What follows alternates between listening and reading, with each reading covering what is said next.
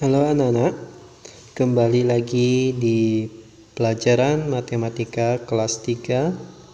Kali ini kita akan masuk di pembelajaran kelima, ya, pembelajaran daring kelima.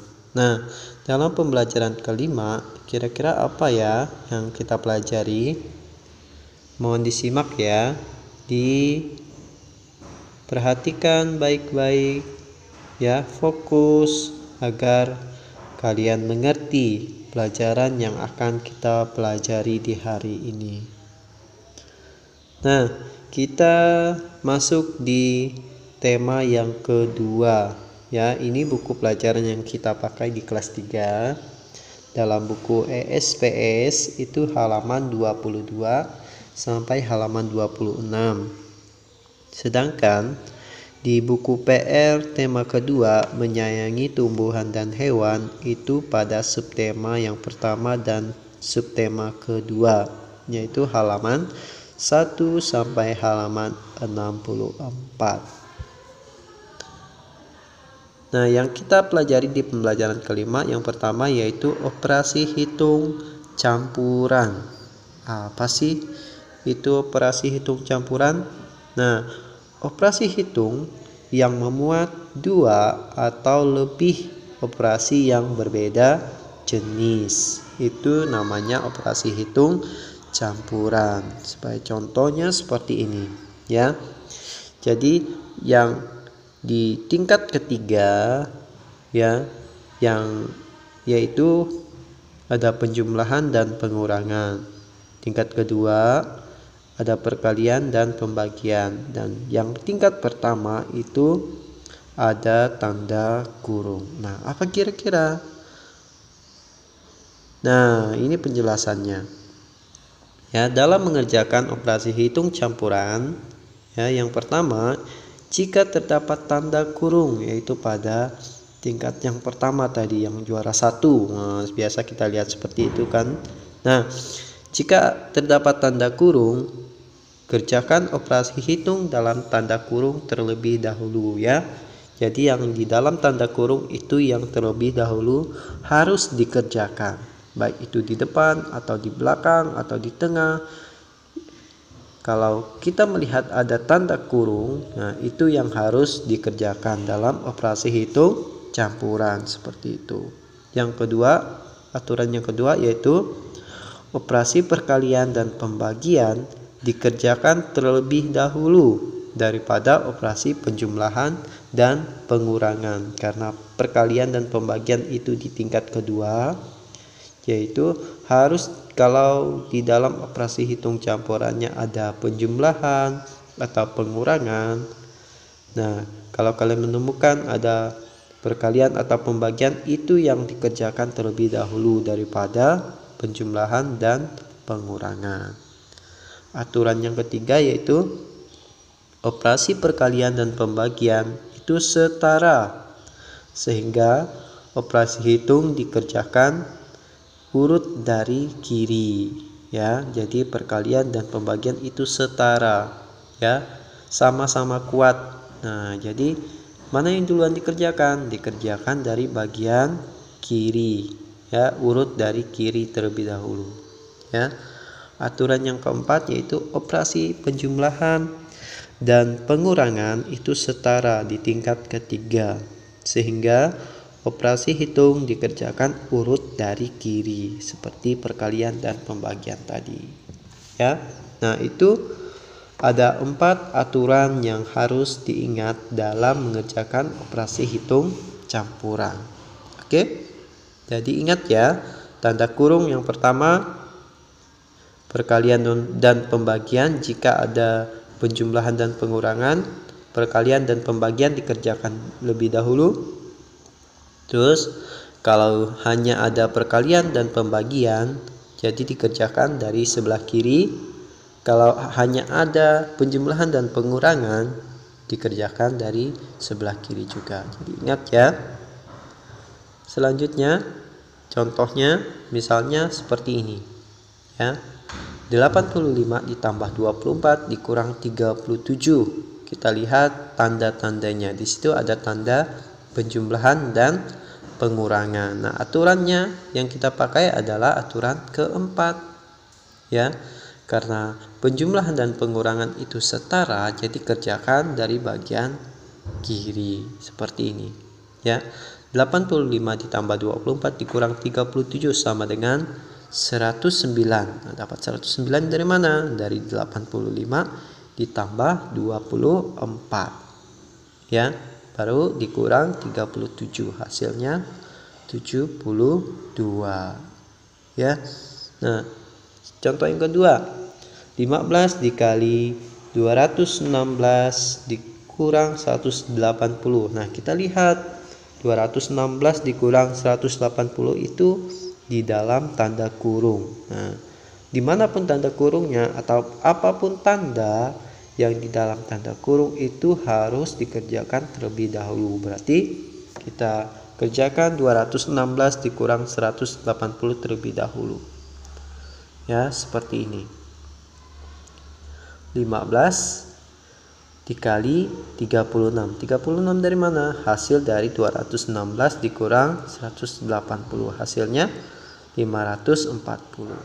Ya. Nah, sekarang siapkan pulpen atau pensil dan buku. Kita adakan kuis. Soal yang pertama. 125 dikurang 15 dikali 2. Hasilnya adalah, sudah siap? Pak Guru kasih waktu 30 detik dimulai dari sekarang.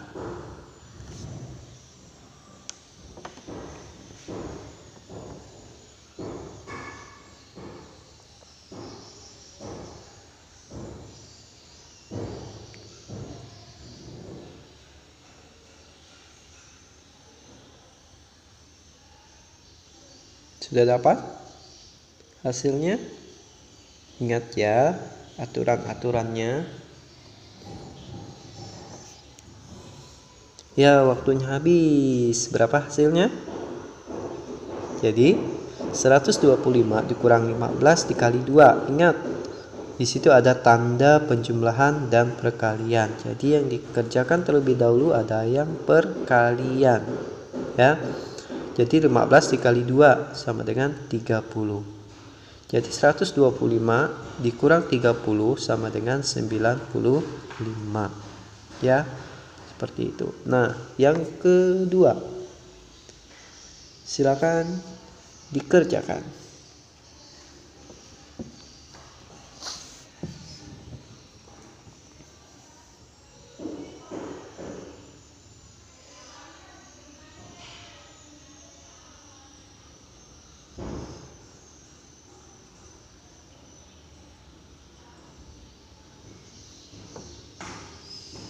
Ada yang sudah ketemu hasilnya?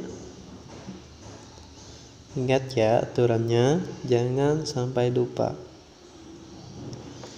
Ya, hasilnya adalah 150 dibagi 5. Karena di dalam tanda kurung itu yang dikerjakan terlebih dahulu sama dengan 30 dikali 45. Ya, 30 dikali 45 1350. Ya, ada yang benar semua? Ya, bagus kalau yang sudah benar. Kalau masih belum tepat, silakan berlatih lagi agar lebih bisa. Ya, kita lanjutkan. Nah, sifat-sifat operasi hitung bilangan cacah. Yang pertama, kita akan belajar sifat komutatif. Ada yang tahu apa itu sifat komutatif? Nah, sifat komutatif itu sama dengan sifat pertukaran. Ya, pertukaran. Seperti dua bilangan akan memberikan hasil yang sama walaupun kedua bilangan tersebut ditukar. Ya, contohnya ya bisa kita gunakan sifat komutatif di penjumlahan ya dan perkalian. Seperti itu. Jadi sifat komutatif itu berlaku dalam penjumlahan dan perkalian seperti itu. Nah, kita lihat contohnya. Contohnya di situ ada 5 kelereng ditambah berapa kelereng? 8 kelereng merah. 5 kelereng biru ditambah 8 kelereng merah. Ya. Berarti 5 ditambah 8 berapa? Ya, 13. Sekarang itu sama dengan ini 8 kelereng merah ditambah 5 kelereng biru. Kita tukar tempat ya, karena sifatnya komutatif atau pertukaran. Itu berarti 8 ditambah 5 sama dengan 13. Bagaimana? Hasilnya sama bukan? 5 ditambah 8 itu sama dengan 8 ditambah 5. Sama hasilnya yaitu 13. Jadi bisa kita tulis seperti ini. Kita beri simbol 5, misalnya kita beri simbol A. 8 kita beri simbol B. Berarti sama dengan A ditambah B itu sama dengan B ditambah A. Seperti itu. Ya. Sekarang kita akan lihat komutatif dalam perkalian. Ya. Nah, di situ ada 3. Ya, bagian kirinya 3 dan 4. Ya, kita lihat. Berarti 3 dikali 4 hasilnya 12. Contoh lagi 4 dan 3. Berarti 4 dikali 3 hasilnya 12. Berarti 3 dikali 4 itu sama dengan 4 dikali 3. Hasilnya adalah 12. Itu sifat komutatif pada perkalian atau sifat pertukaran pada perkalian. Seperti itu ya. Seperti ini ya, kita beri simbol. Berarti A dikali B itu sama dengan B dikali A. Seperti itu. Nah, kita kerjakan kuis ya. Pak Guru kasih waktu 30 detik.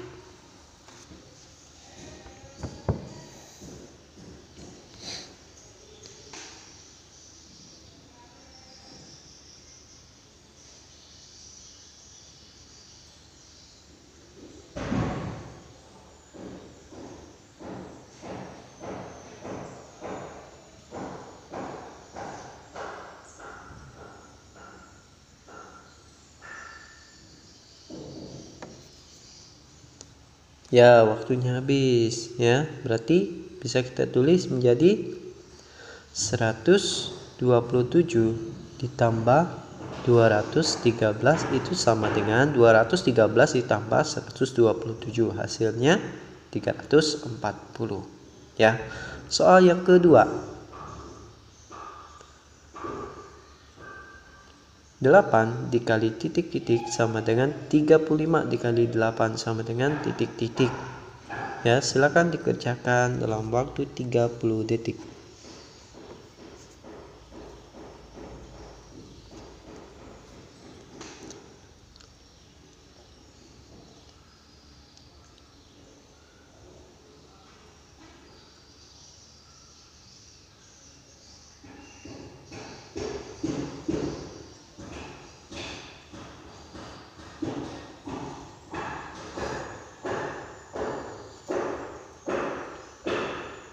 Ya, hasilnya berarti 8 dikali 35 sama dengan 35 dikali 8. Hasilnya 280 ya.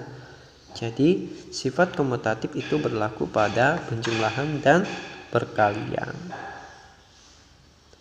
Nah, sebagai tugas penilaian pengetahuan, kalian boleh kerjakan di dalam buku LKS itu, buku PR ya, tema kedua yang sudah Pak Guru bagikan. Kalian kerjakan penilaian akhir subtema 1 itu halaman 29 sampai halaman 30 bagian A dan B. Dan penilaian akhir subtema kedua halaman 60 sampai halaman 61 bagian A dan B ya. Kalian boleh tulis jawabannya di buku tulis seperti biasa ya. Nah, terima kasih sudah menyimak penjelasan dari Pak Guru ya. Berlatih lagi supaya kalian lebih mengerti. Sampai berjumpa di pembelajaran berikutnya.